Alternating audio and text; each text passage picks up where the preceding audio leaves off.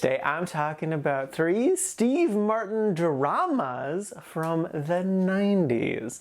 And the names of those 3 movies are The Spanish Prisoner, Grand Canyon, and The Prince of Egypt. First up is The Spanish Prisoner. This is a 1997 mystery drama film, and hot damn do I love it. It's so freaking good. So the basic premise is this really nerdy guy comes up with this insane new process that will revolutionize this industry thing. It's intentionally vague because it doesn't matter. It'll give his employer metric ton of money, and it'll be years and years before the competition is able to catch up. So this is the MacGuffin that everyone wants. In the beginning, it's so clear that there's something going on. They're leaving breadcrumbs everywhere. You can just feel this presence of something big's gonna happen. They're setting up so many things, like what is this? What's going on? And like, it's so fascinating and satisfying. I was really on the edge of my seat waiting for the shoe to drop. And then when it finally did, it was like such a great oh shit moment. The change up was so dramatic and so great, but then like it kept on going and there was still more stuff there, like more twists and turns. There's so many twists and turns in this film, but they all feel really natural and make complete sense. And even like with red herrings, which there are plenty of red herrings throughout the film, they never felt like a waste of time. They felt like time well invested, even when they turned out to be just a dud. That kind of writing is so impressive. The mystery was so satisfying, and like they still have you guessing like right up until the end. I was waiting for the main character to like make one realization, and then he finally did, and I'm like, oh my god, finally. Otherwise though, I didn't know where the movie was gonna go next. I didn't know what was gonna be revealed next. And just, yeah, no, it was so good. I will say people do talk a bit strange. They're a bit monotone at times, but that feels in genre. Like this is very noir-esque. So that can take a little bit to get used to, but assuming you can get used to it, man, I had such a good time with this movie and I can't recommend it enough. It's so fun and interesting. It's great to see Steve Martin playing against type because you're never really sure exactly who to trust, what's going on with anyone. You're used to see him as like a fun, bubbly guy, like nice, fun, make you laugh guy. And I don't think he has any jokes in this. And you do trust him at times, and sometimes you don't trust him, and it's like, where do things lie with him? And it's so just, oh my god, oh my god. I love it. I love it to bits, and without a doubt recommend it. It's such a great, fun, fantastic mystery that I strongly believe will leave you on the edge of your seat just like it did me. Next up is Grand Canyon. This is a 1992 film written and directed by Lawrence Kasdan, also co-written by his wife, and features Steve Martin with a beard.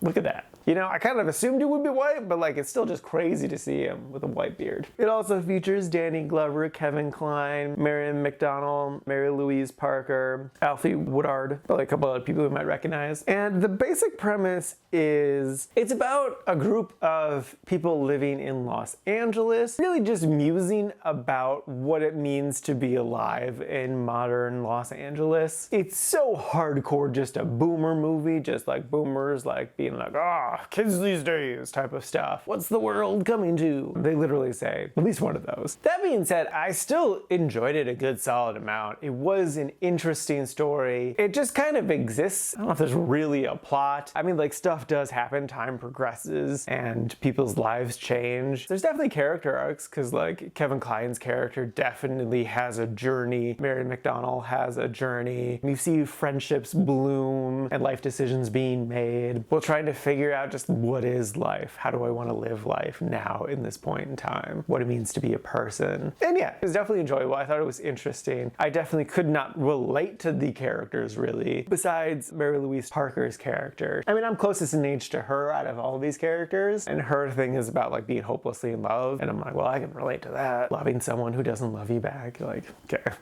tell me more about myself. But I did find what they said interesting. I do think they went to some unexpected places. My favorite part was Danny Glover and Alfie get set up on a date, and they quickly realize that the only reason they were set up on a date by Kevin Kline is that they are literally the only two black people that he knows, and he thought they might get along because they're both black. And it's so funny. And it's 100% true, too. He later realizes it, too, and kind of apologizes. But, like, man, it's just like, what are you thinking, dude? What are you doing? The movie definitely feels like it's just the writers' thoughts as they make their way through Los Angeles, like day-to-day existential thought experiments they have, just like turned into conversations between characters. And some of them hit for me and some of them don't. But I would recommend it. I think it's an interesting time. I think if you are a boomer, or if you're a person in your like 40s to 50s, like it will probably resonate with you more than it did me, because I'm just not in the same place in life as these characters, and they're just, I don't know, the thoughts just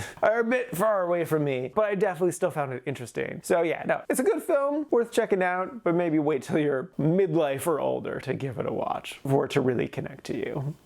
And lastly is The Prince of Egypt. This is a 1998 animated film about the story of Moses, specifically his quest to take the Jews out of Israel. I thought it was fine. I definitely remember watching this when it came out and loving it. Like, everyone was blown away by it at the time. I remember winning a bunch of awards and stuff, and it was a big deal. And like, they consulted a lot of biblical experts, and it's like the most historically accurate version of the story, even though they do take some liberties here and there, like some silly stuff. What didn't work for me was a few things. I would say firstly, like the animation style, like not the look of it, like the looks look fine, but more so the geography of it. Any given shot, like you can see more or less what's going on, who's in what place, but it never really felt like a room, a location really had a good physical space. Everything just felt so cartoony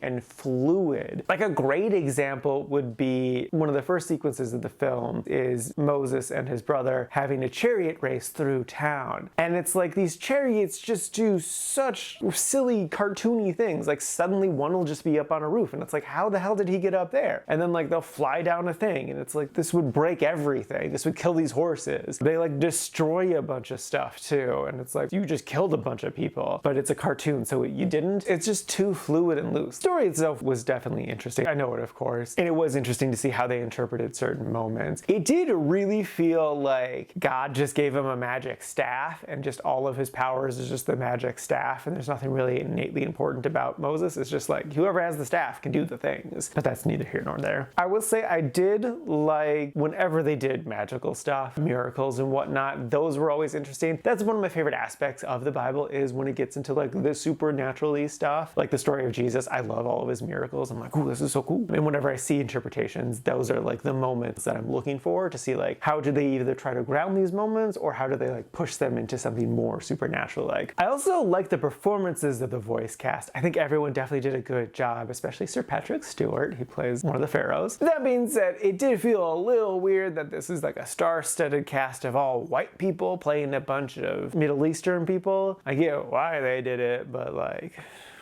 felt a little off to me. Also, I do think it's funny where they ended his story, because they ended literally with them leaving Egypt, but like there's still a lot more story to go after that. Moses gets real pissed off later. I would have liked to see that. So yeah, no, would I recommend this movie? It's okay. It's definitely not my favorite adaptation of a biblical story, but it's not awful. It's not bad by any means. It's fine. It's middle of the road. I think if you have nostalgia for it, just leave it as like the memory of the movie, but if you've never seen it before, it's definitely not a bad watch by any means. I would say if you're intrigued, go for it. It's not gonna hurt you, but it's also not gonna blow you away or anything. So yeah, no, it's fine. So I guess cautiously recommend it.